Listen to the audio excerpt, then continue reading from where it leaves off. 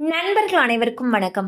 இன்னைக்கு நம்ம அந்த வீடியோல வங்கி வாடிக்கையாளர்களுக்கு நகைக்கடன் தொடர்பாக புதிய தகவல் வெளியாகியுள்ளது. சோ அத பத்தி தான் இப்ப நம்ம பார்க்க போறோம்.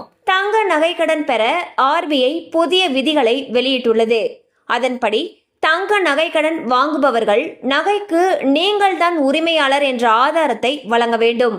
தனிநபர்கள் 1 கிலோ வரை மட்டுமே அடகு வைக்க முடியும். தங்க நகையின் மதிப்பில் 75% மட்டுமே நகை கடன் வழங்கப்படும். நீங்கள் வழங்கும் நகை 22 கேரட் அல்லது அதற்கு மேல் இருக்க வேண்டும். இந்த புதிய அறிவிப்பால் நகை கடன் பெறுவதில் சிக்கல் ஏற்படலாம். சோ பாத்தீங்கன்னா தங்க நகை கடன் பெறத்துக்கு ஆர்பிஐ புதிய விதிகளை வெளியிட்டிருக்காங்க.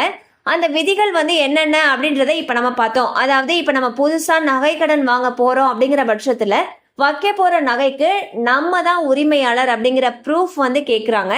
அது மட்டும் இல்லாம இப்ப ஒரு தனி நபரா இருக்காங்கன்னா 1 கிலோ வரைக்கும் தான் அடகு வைக்க முடியும்னு சொல்லியிருக்காங்க. ஆனா இனி தங்க நகையுடைய மதிப்பீட்டுல 75% மட்டுமே நகை கடனாக வழங்கப்படும் சொல்லியிருக்காங்க. சோ இந்த மாதிரியான புதிய விதிமுறைகள்னால நகை கடன் வாங்குபவர்களுக்கு ஒரு சிரமம் ஏற்படக்கூடிய வாய்ப்பு அதிக அளவுல இருக்கு. மேலும் இது சம்பந்தமான அப்டேட்ஸ் உங்களுக்கு தேவைப்படுச்சுன்னா உங்களுக்கு அருகில் இருக்கக்கூடிய வங்கி கிளையை அணுகலாம். கண்டிப்பா அந்த அப்டேட் உங்களுக்கு பயனுள்ளதா இருந்திருக்கும் நம்புறோம். மேலும் இது போல அப்டேட்ஸ் உங்களை உடனே ரீச் ஆகணும்னு நினைச்சீங்கன்னா நம்ம சேனலோட தொடர்ந்து இணைந்திருங்கள்.